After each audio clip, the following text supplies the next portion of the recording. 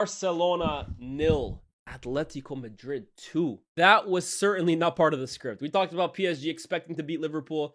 I don't know many people that thought Atletico would beat Barcelona. Now, I always felt that if there was going to be one upset on the cards for this round, it would be Atletico Madrid. For me, Bayern Munich, I felt pretty confident in saying they'd beat Real Madrid. That tie still is all to play for, but I'm confident they'll beat them. Arsenal are a better team than Sporting.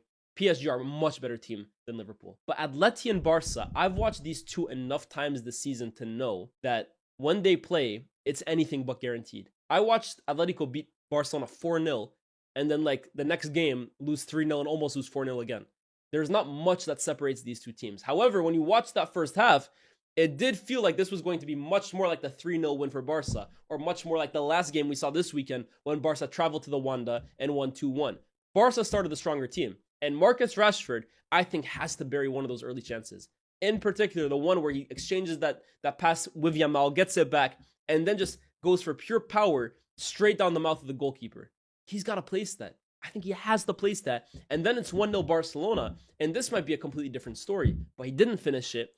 Barca continued to miss chances, and it allowed Atletico a lifeline. And it looked like it was going to go into halftime 0-0 until one ball over the top from Atleti saw Giuliano Simeone run in behind and basically cross legs with Kubarsi, go down, and the referee called a free kick and yellow card until he went to VAR and decided that because Kubarsi was the last man, it was a red card offense, and Barca were brought down to 10 men. Now, some people will say that Simeone throws a loose leg out, and Kubarsi's unfortunate to basically run into him. And I hear that. I think Kubarsi, he's just out of position. Barcelona, we know defensively, I'm going to continue saying it no matter how many times Barca fans say it's over-exaggerated. They are there to be got at. Like, they are not a great defensive team, no matter what anyone tells me. It leaves them exposed. Kubarsi, I don't really blame him as much as I do the structure. He gets caught out. Simeone's through on goal. They cross legs. It's a foul. It is a red card. He's the last man. He denies what is going to be a goal-scoring opportunity. But it's just, it sums up Barca for me at times this year, where they're so much better than the opposition, and yet when they don't take their chances, they get killed on the other end. This was an occasion, but what's even worse for Barca is it wasn't just like, oh, they got a red card, they go into halftime, now they have to defend a 0-0 or something like that. No, they conceded the red card, they conceded a free kick, and then Julian Alvarez steps over the free kick and absolutely curls it past Jean Garcia to make it 1-0 for Atletico Madrid. And now it's double jeopardy. Not only are you down a man, you're also down a goal. It was an incredible free kick from Julian Alvarez, who has just mastered that technique with the instep. It's such a beautiful sight to see Julian Alvarez strike a ball. I think you talk about the best set piece takers in the game right now. It's probably him and Szoboszlai, to be honest with you. But it was 1-0 for Atletico Madrid against the run of play. But all of a sudden, it was a mountain for Barcelona to climb. And in the second half, although they were down a man and down a goal, Barca were the side that continued to be on the ball, continued to probe, continued to create chances. I don't think they created enough big chances today. There was one where Yamal sent Rashford through on goal, rounded the keeper, but the angle was very, very tough. But honestly, I don't think Barca really did enough in that second half to really trouble Atletico Madrid too much. I felt Atletico were pretty confident, or pretty comfortable rather, 11 versus 10. I actually think Simeone as well too really managed the game well in the second half. Of course, you could say it's easy because he had 11 players, but I think the timing of his substitutions was correct. I think the profiles of substitutions were correct. And I think he kept Barcelona relatively at bay. And 1-0 became 2-0 when Sorloth, who is just Barcelona's reckoning at this point, this guy feels like he scores against Barca every single game, receives a cross from the left-hand side, finishes it past Jean Garcia to make it 2-0 Atletico. And the nightmare for Barca is complete. Now, the big controversial moment from this game, outside of the red card offense, comes in Atletico Madrid's box off a goal kick, or whether it was I think it was a goal kick, right? And this is a situation we've seen a few times this season, where the goalkeeper puts the ball down, plays it to a defender next to him, and then the defender puts his hand on the ball and then plays from there. Now, clearly, if we're being fair here, the defender thinks that the goalkeeper has given him the ball to play the goal kick. So he doesn't really register that goalkeeper's pass as the start of the play. So when he puts his hand on the ball, that's him starting it. You could also make the argument that once the goalkeeper kicks it from that area, that's the goal kick played. And him touching the ball with his hand makes it a penalty and probably even a red card offense. We've seen this situation happen a few times. I think we saw it with Arsenal against Bayern a few seasons back.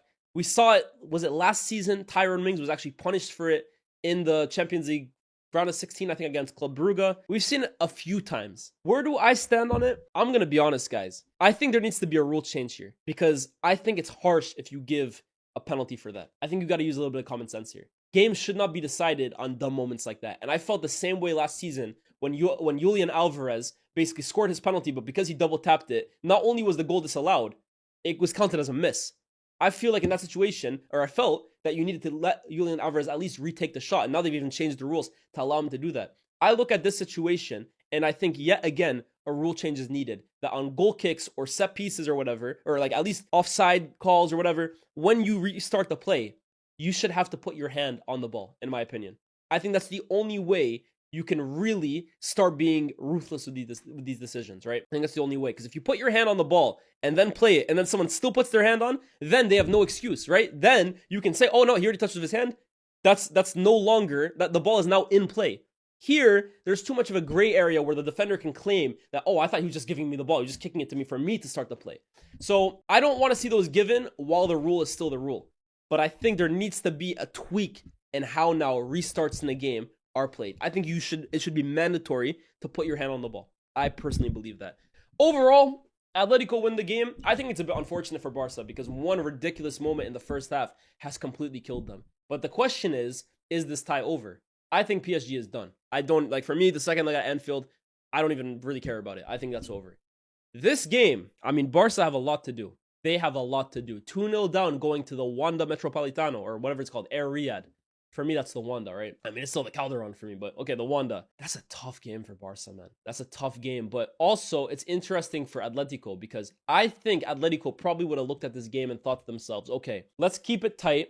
Let's see if we can get a goal in it. Maybe we lose 2-1, at least maximum, let's lose 3-1, but let's keep it very tight so that we have something at least to hold on to going back to the Wanda. Now, the fact that they're 2-0 up going at home makes it actually interesting because I think Atletico would have had half a mind of defending tonight and then attacking away. Now, it's almost like they defended today while scoring, but they're also probably going to defend at home as well too.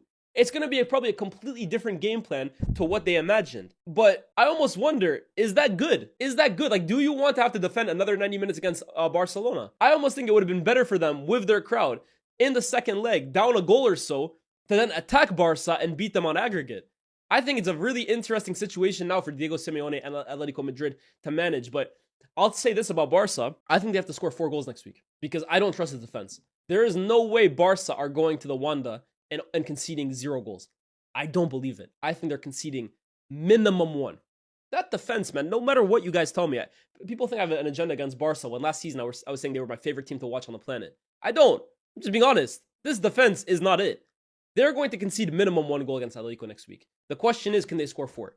And the reality is, yes, they can. If any team can score 4 goals in world football, it is Barcelona. But it is a big mountain to climb. And now, is Rafinha back? I don't think he is. Rashford, Lewandowski, Olmo, Yamal, I think all of them are going to have to be much better than they were today. Much better. Lewandowski was absent today. Olmo, I thought, was really poor today. Rashford was so wasteful. And Yamal felt like at times a one-man show in terms of just trying everything. But ultimately today didn't have the final product or really the teammates around him to really make anything count. I think everyone's going to have to be much better. And I'm really interested in why Hansi Flick took Pedri off at halftime. That felt like a weird decision to me. Yes, I know they're down a man. Maybe he was thinking, let's bring on Legs and Fermin and Gavi, but you still need a semblance of control. I found it really odd that Pedri came off the pitch today. I don't think that was a decision that made much sense in the moment. And I don't think it's a decision that aged well whatsoever as well too. But I think you'd be a fool to count out Barcelona because, like I said, if any team can make this comeback, it's them. But it is tough, man. Down 2-0, traveling to Atletico. Good luck. Good luck. Guys, that's my thoughts on both these games. Let me know your thoughts down in the comment section below. Who were your standout players today? I would say Kvara for PSG today. And I would say Juan Musso was the man of the match today, in my opinion, from Atletico Madrid, because he came up today with a number of crucial saves. But let me know your thoughts in the comment section down below. Like, share, subscribe, all that good stuff. And we will see you very, very soon for the next video on the channel. Peace. Champions League quarterfinals carried on into Wednesday as PSG hosted Liverpool and Barcelona took on Atletico Madrid. And although I think both home sides went into their games today as the big favorites expecting to go into the second leg with a heavy advantage. Only PSG managed to do so, as Barcelona now face an uphill challenge next week at the Metropolitano if they want to make this season's Champions League semifinals. But I want to start with PSG Liverpool here, because before a ball was even kicked, I thought PSG were the overwhelming favorites in this game. I thought that they were the side in better form. I thought that they were the side of the better players. I thought they were the side of the better manager. And all of that taken into account, plus the fact that they were playing at home, plus the fact that last season they beat a much better Liverpool team than this year, made me think that this was going to be one-way traffic, a walk in the park. And honestly, I couldn't have been more right. This was so one-sided in PSG's direction that at times you actually questioned whether you were watching a Champions League quarterfinal. I just want to bring up the stats real quick. And I'm not really the biggest stats guy. You guys know that. I'm all about watching the game and taking your own takeaways from that based on what you see. But sometimes the stats are so glaring that you can't ignore them. I mean, my goodness, you talk about one-way traffic. You talk about dominance. You talk about men versus boys. What more do you need to see? 74% possession to 26%. Expected goals, 2.2 to 0.18. Total shots, 18 to 3. 6 shots on target to 0. Guys, Liverpool did not deserve to be on the same pitch as PSG today. They did not belong on the same pitch as those 11 PSG players, because they were beat in almost every single category imaginable today. And honestly, the fact that it only ended 2-0 is simply due to the fact that PSG were lackadaisical at times. They were nonchalant in the final third. They were wasteful. That's the truth. If I go to the lineup, this guy should have walked away with 2 goals. Minimum 1. This guy should have walked away with a goal at the end. Hakimi in the final third. I mean, the amount of chances that PSG wasted to put this tie to bed is criminal. But honestly, I'm not sure it's going to matter that much. Because sometimes you watch a game and you see 2 teams and you don't need to see another game. I don't need to see a second leg. I almost wish sometimes that when it's so one-sided, hey man, let's go back to 1920 COVID rules. One-legged ties. I don't need to see a second 90 minutes between Liverpool and PSG to know who's going to go through. It's so silly, the levels between this team. Arne Slot, man, what a funny guy.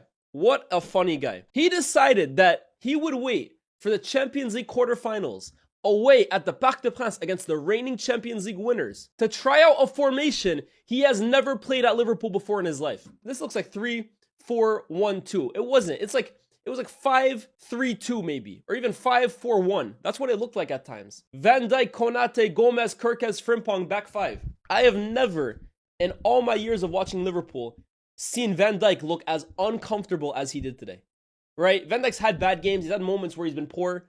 He's made mistakes in his life. He's not invincible. But I've never seen him look so out of sorts as he did today. He had no idea what to do. Konate was dragged out of position so many times. Van Dijk would find himself in midfield at times trying to follow Dembele just for runners to take the space in behind him. I'm sorry. Playing a formation like this against a team like PSG anyways is crazy. Like, you haven't even practiced this whatsoever all season. But especially against PSG makes me almost like, it makes me question, did Arne Slot prepare for this game whatsoever? PSG are the best in the world by a country mile at one thing. Well, numerous things, but this thing by more than anything. There isn't a team in the world better at rotating positions in a game than PSG. Throughout a 90-minute match, you will see Nuno Mendes here, here, here, here, here, here. You'll see Hakimi here, here, here, here. You'll see Dembele here, here, here, here. The way they just almost, I always describe PSG as like a living organism. Throughout 90 minutes, they don't stay in their 4-3-3 shape. Or even if they do, their players don't stay in their positions. They're so fluid on and off the ball that it's a nightmare to defend against, even in your best tailor-made formation. But to go 5 at the back, but even worse than that, 3 center backs against the most fluid front 3 in the world is tactical suicide by Arne Slot. And his team were put to the sword because of it. I can't believe he did that today. I can't believe it. Like, that is the definition of desperation. Arne Slot is a man running out of time. He's a man that knows his job is as good as finished, and this is his last roll out of dice of salvaging anything this year. And what did he do to throw that roll of the dice? Put out a formation his players haven't seen once this season. For me, that is tactically amateur from Arne Slot. I think he's let his players down massively today. The big talking point from Liverpool will be the fact that Mohamed Salah didn't start or even come onto the pitch. And I know Mohamed Salah has been really, really bad of late. I'm not going to hide behind that fact. But you're telling me Salah couldn't see 1 minute against PSG in the Champions League? Not 1 minute. We saw Trey Nioni come in the 90th minute. But Mo Salah couldn't see 1 minute. I mean, I mentioned the other day, this is going to go down as the worst farewell tour I think I've ever seen from a superstar player. But even beyond that, does Salah not deserve at least 1 minute in the Champions League quarterfinals against PSG? That's insane to me. Insane. But let's not take anything away from PSG, who, despite, like I said, being so good that they could have won this game by 5, still were more than comfortable in this game. They didn't even need to get out of second gear to actually beat Liverpool. Because truthfully, if PSG really played full throttle today, they would have put 8 past these guys. Seriously. Towards the end, Hakimi plays a pass into Nuno Mendes. The pass is a little wayward. Nuno Mendes almost has to readjust his body and then take another touch in, and then he loses the ball. If PSG are at their absolute apex, that pass from Hakimi is perfect. You get a one-time finish from Nuno Mendes, and it's 3-0. But even past that, some of the football on display today, this was the closest I think we've probably gotten to last season's Champions League from PSG. Even though they put 8 past Chelsea last round, defensively, I still felt that there were a lot of issues for them, even across those 2 legs, like mostly in the first, to be honest with you. This game, they kept Liverpool at bay the entire time. The only time Liverpool even slightly threatened any way were long throws, and they came to nothing. That's the only thing Liverpool could do to even slightly trouble Stefanov in goal. Long throw from, who was it, Sobotsai or whatever, from Kerkez. Van Dijk, try and get his head on it. Outside of that, nothing. Nothing. Dembele hit the post. Dembele skied one. Dembele had one that went straight to Mamardashvili. It was so one-sided, man. The midfield today was sublime. Pacho at the back was impenetrable. Had Ekitike in his back pocket the entire game. Ekitike was really, really bad today. Honestly, the only player I thought that can stand up today was Wirtz. I think he was Liverpool's best player today by far. But Ekitike was so poor today. And Pacho made him look like a little boy. Honestly, Mendes and Hakimi on either wing or on either flank, incredible. Desiree Doué, yet another big goal for him in the Champions League. But we have to talk about this man, Khvicha Kvaratskhelia, who yet again has lit up a Champions League night. These kinds of players, man, are 1 in a million. I absolutely love this guy. 2-footed, finishing, dribbling, guile, passing, work rate. That's another thing about this PSG team, man. Every single player works their absolute socks off. They have no even drop of ego in their team. Everyone tracks back. Everyone fills in for other players. Mendes bombs forward. Zaire Emery, no problem. I'll come in here. Hakimi bombs forward. Doué, okay, I'll drop into midfield just so Neves can go. No one cares. All they want to do is just win and play good football. And damn it works. But Khvicha Kvaratskhelia, man. This is such a good player. Such a good player. And sometimes I honestly think that when we talk about the best wingers in the world, his name doesn't come up nearly enough. And maybe it's because when you look at his stats this season, they aren't like lights out, right? Like he's only got 4 goals and 4 assists in Ligue 1. To be fair, he's only started 15 games.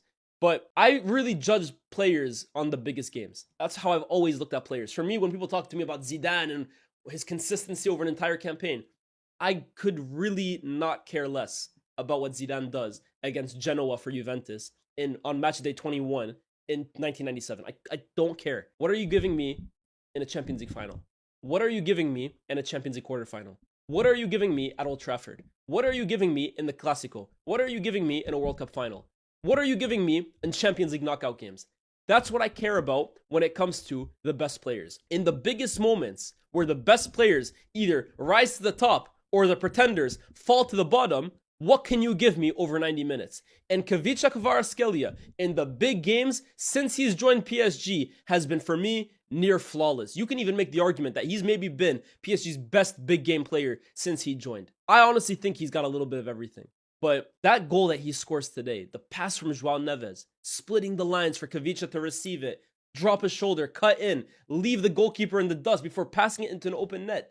That's the definition of world-class ability. I think Khvicha is so slept on, but I don't know what more he can do. Like whenever the lights are brightest, whenever the TV is on and everyone's watching PSG, I just think this guy's the guy, man. Look what he did against Chelsea as well too. 3 goals across 2 legs, 1 goal again tonight. I have no doubt that at Anfield next week, he's about to light up that stage as well too. Bona fide world-class player, man. Khvicha Kvaratskhelia. But this was, again, men versus boys. There's not even too much worth talking about this because, again, Liverpool don't belong on the same pitch as PSG this season. And that's not a dig at Liverpool as a football club. It's a dig at their manager and the performances these players have given this season. They don't belong on the same pitch as these guys. Liverpool will probably, there's a good chance they're in the Europa League next year. Like, that tells you the difference between Liverpool and PSG this season. And I'm just looking at this team now, right? And it's crazy that 10 months ago or so, after winning the league and making that transfer window that felt so historic and important at the time, I look at this team now and the fear factor just is gone, right? Like, these are players that, this is a squad that, plus Salah, right? At the start of the season, I was looking at and thinking, wow, they look set to dominate the Premier League. And now I look at them and I'm just looking at so many players thinking to myself, they need to move past you. They need to move past you. They need to move past you. You might not be good enough for the money they spend. That seemed unthinkable 8 to 10 months ago. And that's why I'm almost hesitant to really criticize the players too much, because when you are playing as bad as Liverpool are across the pitch, there has to be a common denominator. There does. Like, there has to be. Now, they're not exempt from criticism. They're not. But very clearly to me, this is not a bad group of players. I think this is a manager that simply has run out of ideas on how to organize them. Like, I'm looking at Wirtz, I'm looking at Ekitike, I'm looking at Szoboszlai, I'm looking at Van Dijk. I'm still looking at these midfielders, although McAllister has been terrible this season. I'm still looking at the core of this squad and thinking to myself, along with Isak coming off the bench today, there's still a lot to work with here. There's no way they should be this far off PSG. No way, man. And yet they are. Arne Slot, man, your days are numbered. I think he knows it as well, too, man. I think today was the final roll of the dice from him. And now, the only objective is just getting to Champions League. But even that, I'm not feeling that confident about Liverpool this season. I think there's every chance that they miss out on it. And if they do make it, it really isn't due to how good they are. It's really due to the fact that the likes of Chelsea, Villa, Everton just aren't at the races either. I don't know. But let's move on to the other game.